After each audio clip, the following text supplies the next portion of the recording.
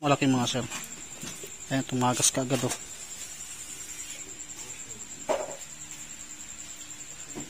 Ayan, pumatak na. Ubos ka agad. Okay, ulitin natin ulit.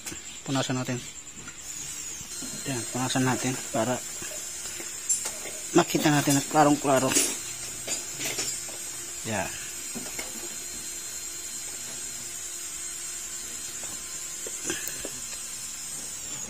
Ayan.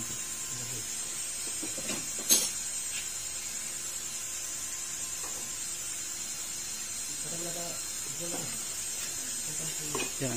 Singaw siya mga sir. Intake saka exhaust, dalawa yung singaw. Hello mga sir, ito mayroon tayong tinutroubleshoot na Easy Ride na 150. Ito yung motor stang mga sir. Dinala sa atin to mga sir, tinulak na lang kasi hindi siya nag-i-start. Nagsimula lang daw ito nung umulan. Kaso in-step by step na natin. Itong motor na to carburetor to mga sir. In-step by step na natin. Example nung pag-check ng kuryente sa spark plug, paglinis ng carburetor, tapos pinalitan natin ng spark plug. Ayun, yun pa rin. At check na rin yung valve clearance. Okay yung check ng valve clearance nya, yung adjust, goods na goods, walang problema. Tapos check din natin yung pressure ng makina. Ayun, doon natin na troubleshoot or nakita na mahina yung compression ng makina. Maaring loss compression tong makina na to, tong motor na to. Kaya isa sa kung bakit ayaw mag-start. Ganoon kasi gagawin yung mga sir kapag once na nagtroubleshoot kayo ng ganito na ayaw mag-start, mag-uumpisa kayo sa kuryente, gasolina, at yung check ng valve clearance. Yan yung unang-unang nyo munang gagawin. Tapos kapag nagawa nyo na yung mga yon at ganun pa rin, ayun, check nyo na yung pressure ng makina. Baka mamaya loss compression. Kaya isa yan sa ayaw mag-start. Kaya yan, maghihiwalay natin kasi hindi natin madukot to. Mahaba yung stud. Kaya yan, kinakalasan natin yung yung mga nakaharang kapag magpapahiwalay tayo ng makina sa yung chassis. Yan, pati yung mga shock, tatanggalin yan, mga caliper. Tapos yung mga wire para mapaghiwalay natin.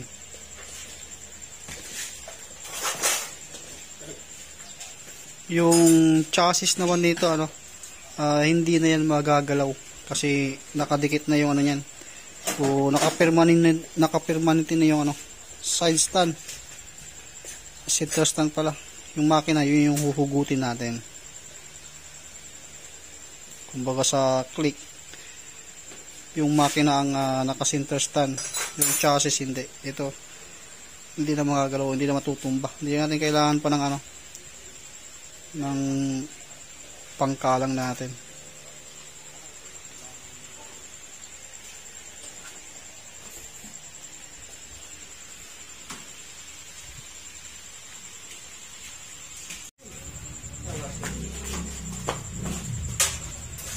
Ito na, napag-iwalay na natin yung makina.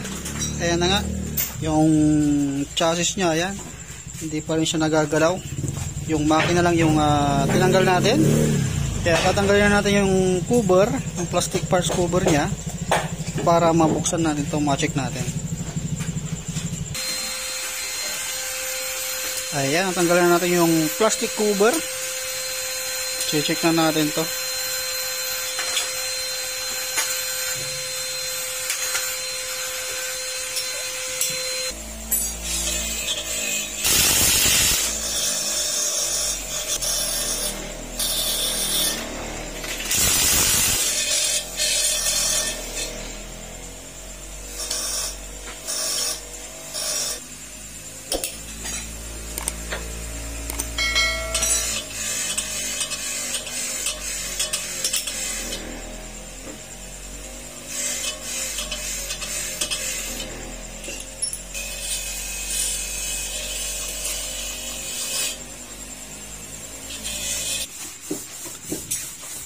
Ayan mga sir, basang basa dito. Tanggalan na natin yung cylinder head tapos susunod natin yung block.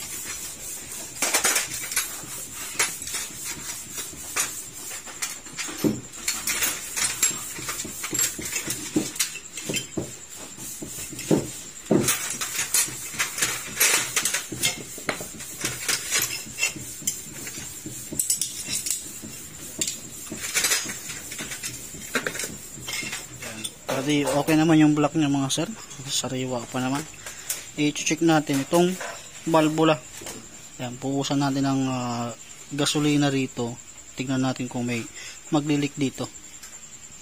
Yan, tingnan natin kung may maglilik.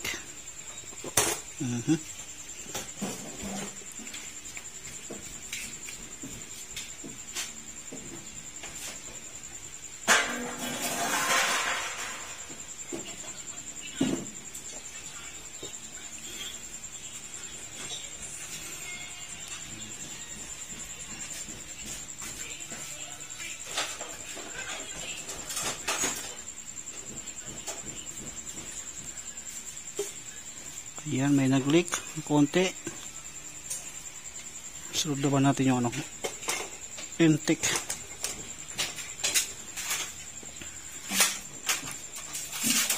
Ito ang mas malaki mga sir. Ayan, tumagas ka agad oh.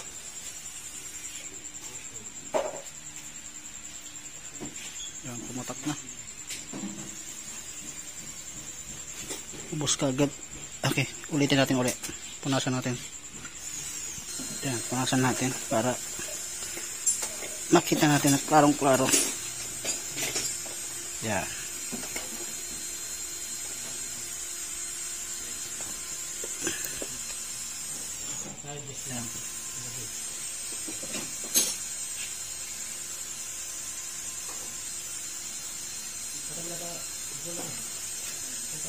Yan. Singaw siya mga sir. Intake saka exhaust, dalawa yung singaw. Kaya kahit anong gawin natin pag-start, pag-under, hanggang sa yung battery niya nalubat na lang, hindi na talaga umandar.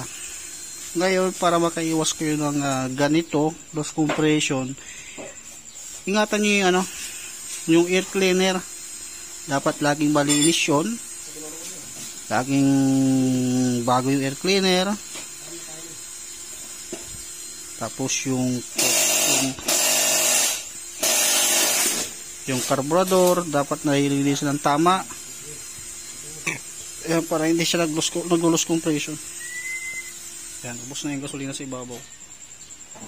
Tumapo na rin. Loss compression partner. Intake saka exhaust. Intake saka exhaust. Yung loss compression niya. Ito mas malakas to. Ito. Anong gagawin nyo? Ito na. At nire-repair na natin or nire-grinding compound na natin dahil nga leak yung valvula, intake saka exhaust, mas malakas yung intake. Makikita natin mamaya after malinisan para maibalik na natin at mapaandar na natin pag nailagay na natin dito.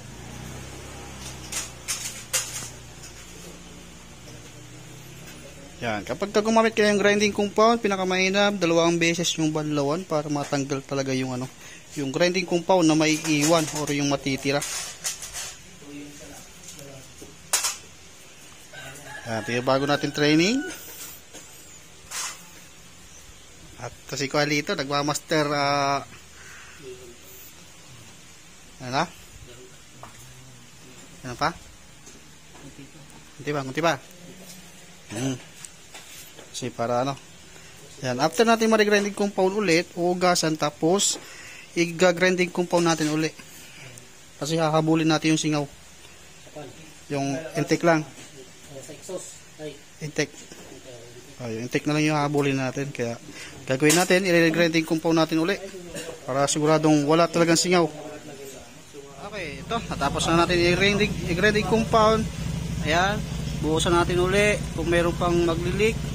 Yan, puno yung gasolina. Okay, wala na. Kaya assemble na natin. Sasalpak na natin para may salpak natin dito. Sigurado, under na yan.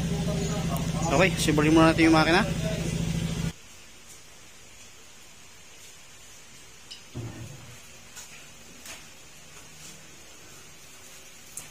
Ito, nandito yung mga turno iba. Ito. Mga turno iba. Dali. Ito. Ito nga. Ha. May impact boy na isa. Impact to.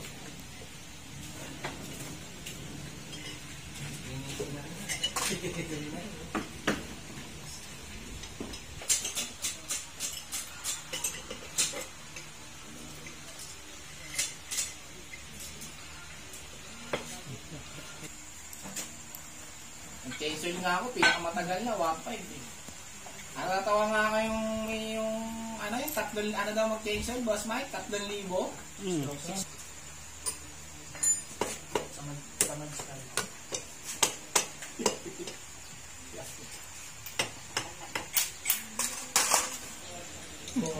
Bango naman lang ah. Bago ba yan? Okay. Hindi ka budbud na din eh.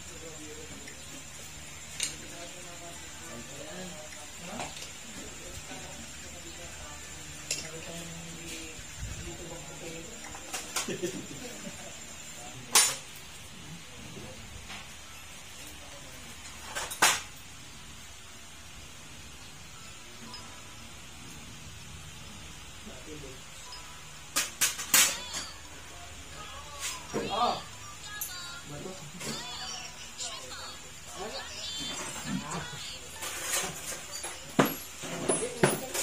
Pagawa mo nagpatika ng ano, gear sa gearbox.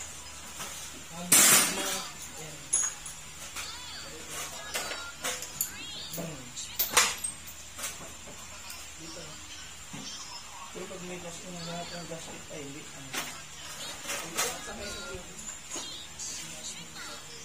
Kailangan sa may driveway lang, pagtawid lang. Ayun, nandun. Class naman ito sa amin.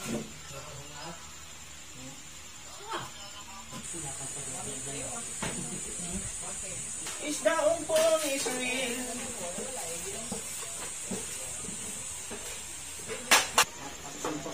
Ayan, sasalpak natin mga sara. Salpak muna natin. Ayan, salpak muna natin. Tapos maya maya, pag na-assemble na natin, papaandray na natin.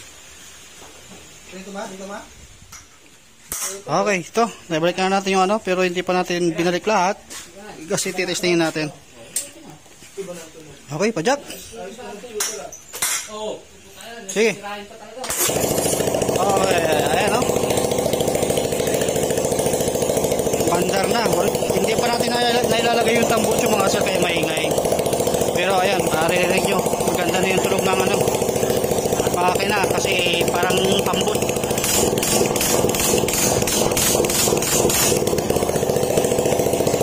Okay. Okay na, balik na yung tambucho. Lahat ng mga tinanggal dyan. Balikan natin lahat ng mga tinanggal para matapos na. Makauwi na to.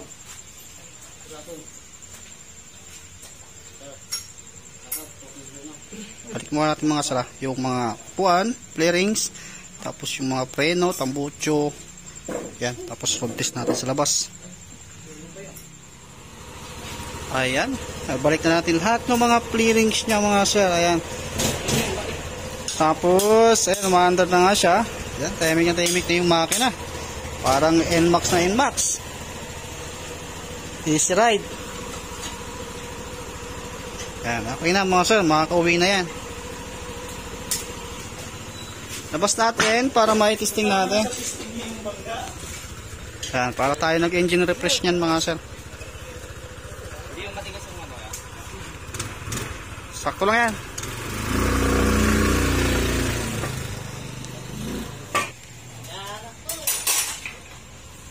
Okay na. Ayan, ganoon na lang yung ganyan mga sir. Kung sakaling nag-loss compression, step by step nyo muna. Huwag nyo muna kagad basta papalitan or bibili ng pisa. Mas mainam kung check nyo muna. Okay.